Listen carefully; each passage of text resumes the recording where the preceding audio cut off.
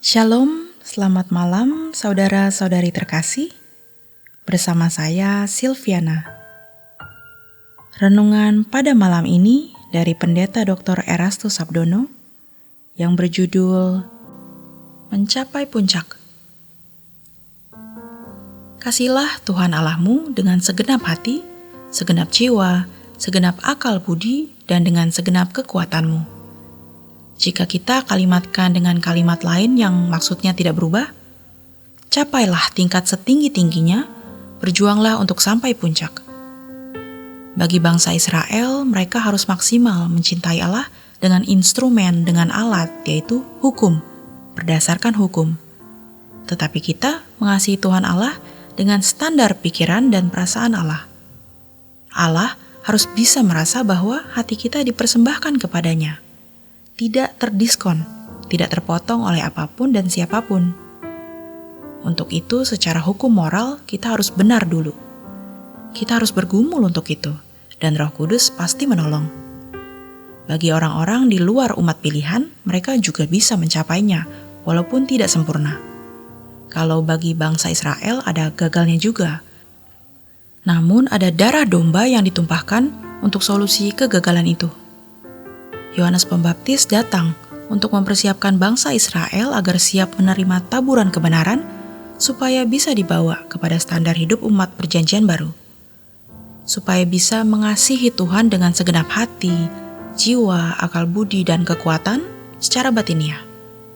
Standarnya bukan lagi hukum, melainkan secara hukum moral sudah harus lulus. Kalau secara hukum moral belum lulus, maka tidak bisa. Maka Yohanes Pembaptis diutus Bapa untuk mempersiapkan jalan bagi Tuhan. Lihat bagaimana Yohanes Pembaptis menyerukan pertobatan supaya mereka hidup dengan menghasilkan buah pertobatan. Artinya mereka melakukan hukum sesuai dengan jiwanya, sehingga menghasilkan buah pertobatan. Bukan hanya melakukan hukum sesuai dengan bunyinya, lalu tidak terbukti berbuat kesalahan. Maka kepada ahli-ahli Taurat dan orang Farisi, Yohanes Pembaptis berkata, ular beludak. Padahal mereka pengajar hukum, tetapi justru menyimpangkannya. Puncak masing-masing orang tentu beda, karena porsi masing-masing orang juga berbeda. Yang diberi banyak dituntut banyak, yang diberi sedikit dituntut sedikit. Kita harus berusaha sampai puncak, dan hanya Allah yang bisa menilainya. Apakah kita mengasihi Tuhan? Tuhan sudah rasa belum cinta kita kepadanya? Apakah sudah segenap? Ini penting, lebih dari apapun. Sebab ketika kita nanti berjumpa dengan Tuhan, lalu semua rahasia dibuka, pembukuan hidup masing-masing orang, neraca masing-masing orang dibuka. Akan terlihat seberapa seseorang telah mempersembahkan hidupnya bagi Tuhan. Kata mempersembahkan, kalau digunakan kata yang lebih tepat sebenarnya mengembalikan. Karena ketika kita ditebus, kita bukan milik kita sendiri, tetapi menjadi milik Tuhan. Kebaikan moral tentu harus dicapai dulu.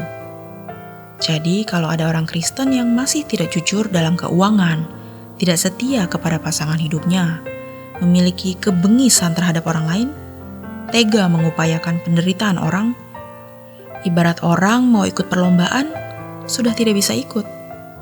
Secara moral umum harus baik dulu. Ini saja perlu pergumulan. Kenapa? Karena kita masih berdaging, dan ini berpotensi melanggar hukum. Emosi dan temperamen kita itu berpotensi melanggar hukum. Kesombongan kita masih berpotensi melanggar.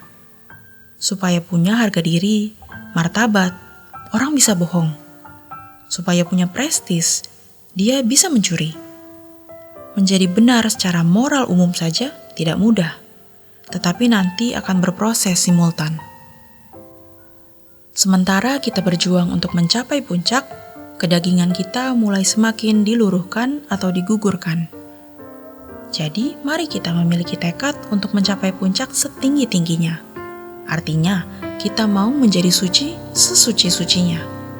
Kehidupan yang tidak bercacat, tidak bercela, sebersih-bersihnya. Tidak terikat dengan dunia, sebersih-bersihnya. Hukum-hukum moral umum itu masih membuka peluang, untuk menjadi orang duniawi. Hukum moral umum tidak mampu membawa seseorang pada hati Allah di tingkat puncak. Maka kalau kita melihat tokoh-tokoh perjanjian lama, banyak cacatnya. Tetapi Tuhan mengakui mereka itu sebagai sahabat dan kekasih-kekasihnya. Karena Allah tahu mereka tidak akan sanggup mencapai puncak.